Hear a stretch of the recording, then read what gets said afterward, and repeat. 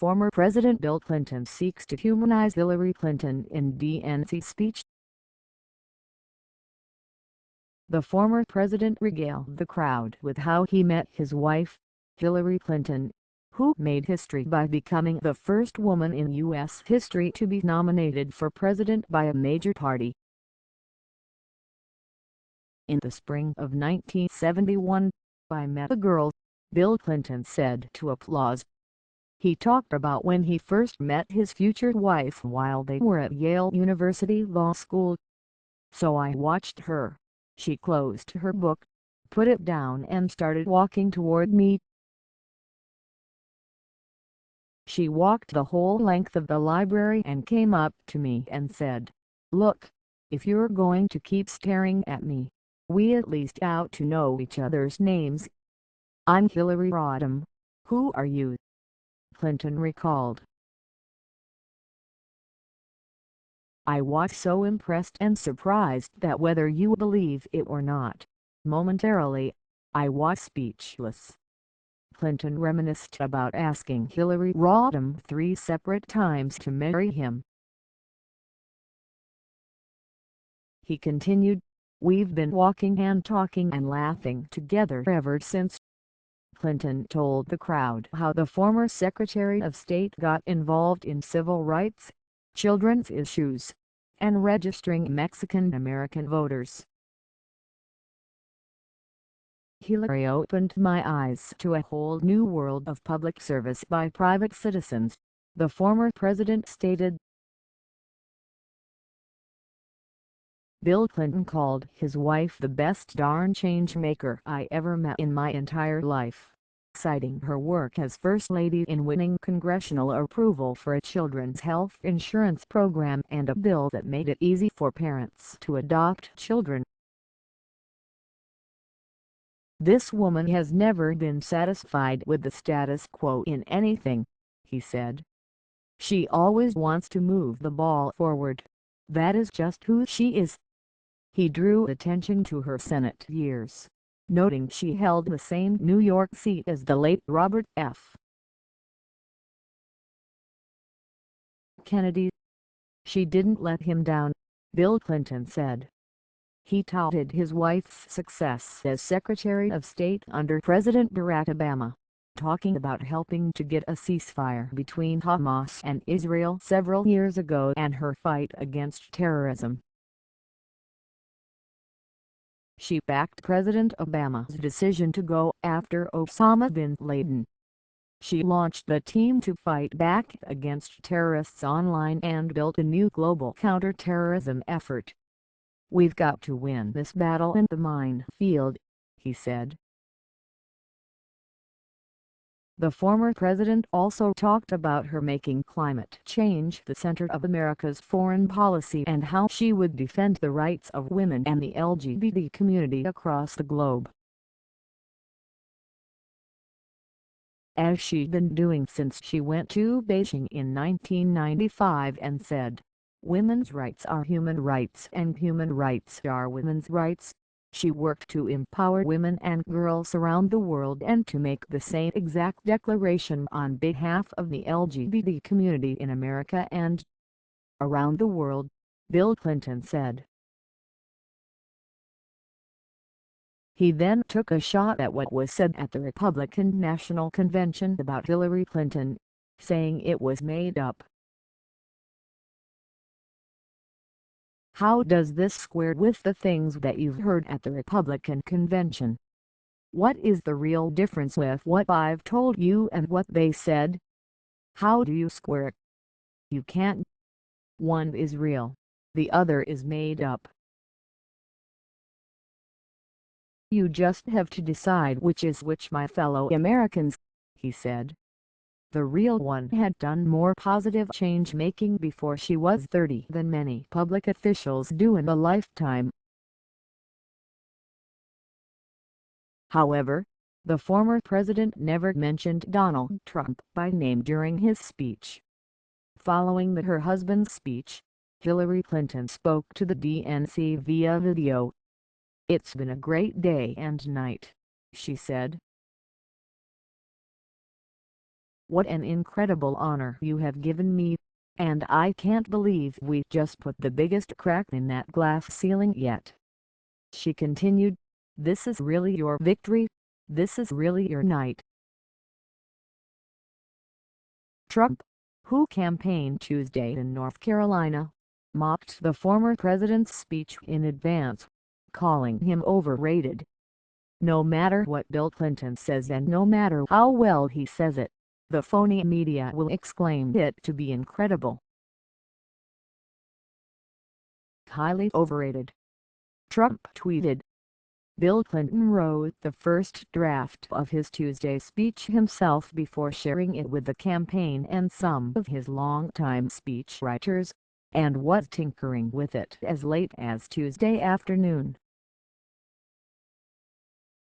Unlike in 2012, when he took listeners on a tour of economic policy, Clinton this time plans to paint a picture of his wife as a longtime liberal advocate for children and families.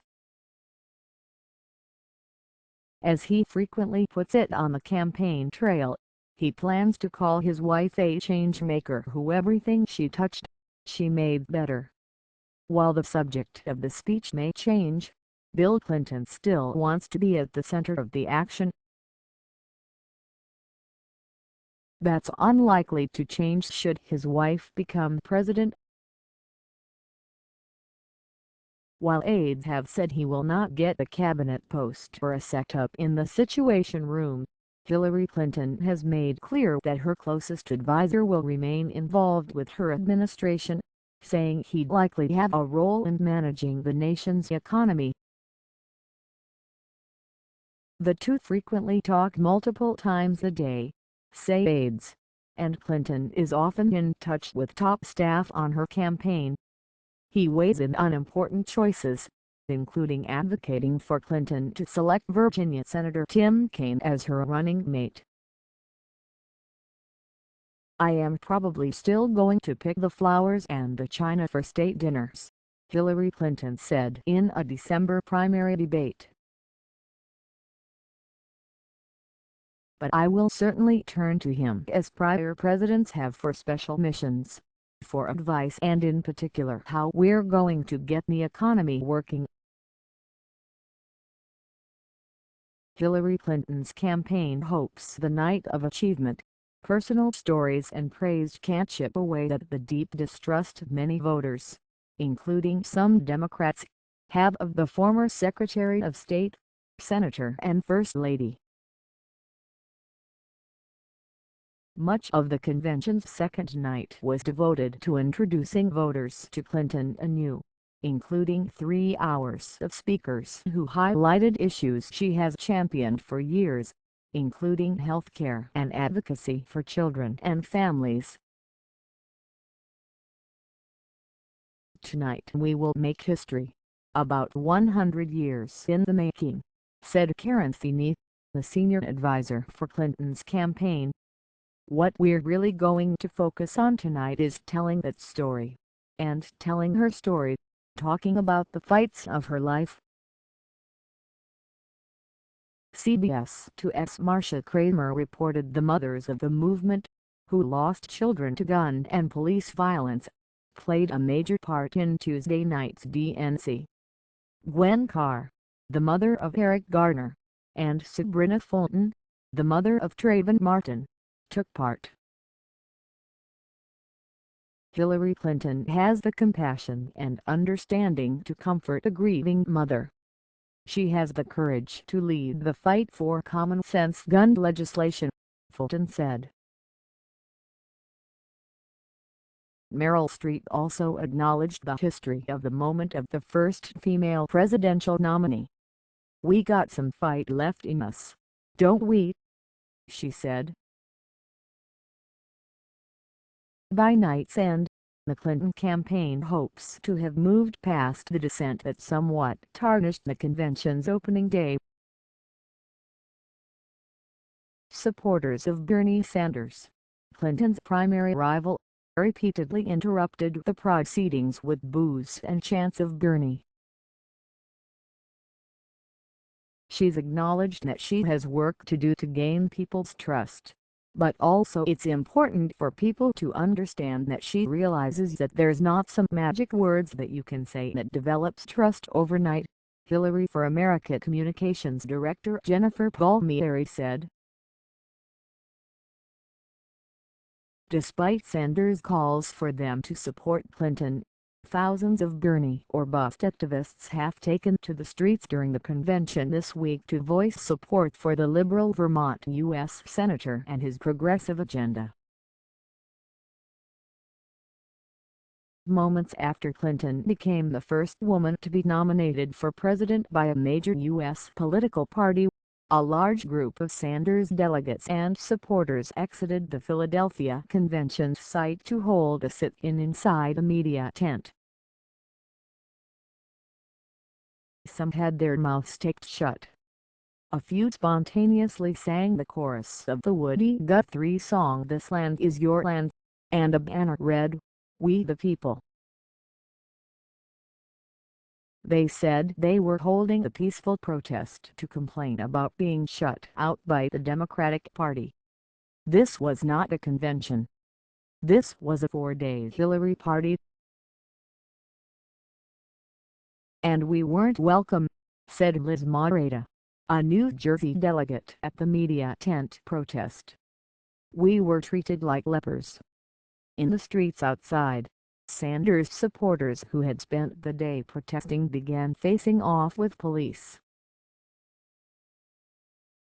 Protesters began scaling 8-foot walls blocking off the secured zone around the arena parking lot.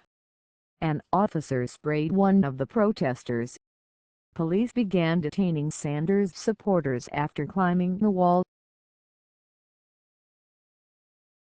It wasn't immediately known how many people had been detained. The morning after his rousing endorsement of Clinton at the convention, Sanders himself was booed as he arrived for a breakfast with California delegates. "It is easy to boo," Sanders said in response. "But it is harder to look your kids in the face who would be living under a Donald Trump presidency." Trump cheered the disruptions from the campaign trail.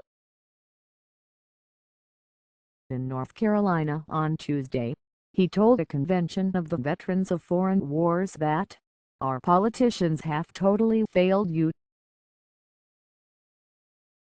When Trump mentioned Clinton's name, the group answered with shouts of "Lock her up," an echo of the chants at last week's Republican convention. Trump has been a frequent target at the Democratic gathering, where several videos featured his comments about women and the disabled, and tried to discredit the real estate mogul's business record. But unlike the GOP convention in Cleveland, Democratic speakers made a concerted effort to mix the criticism with upbeat remarks about the nation and their party.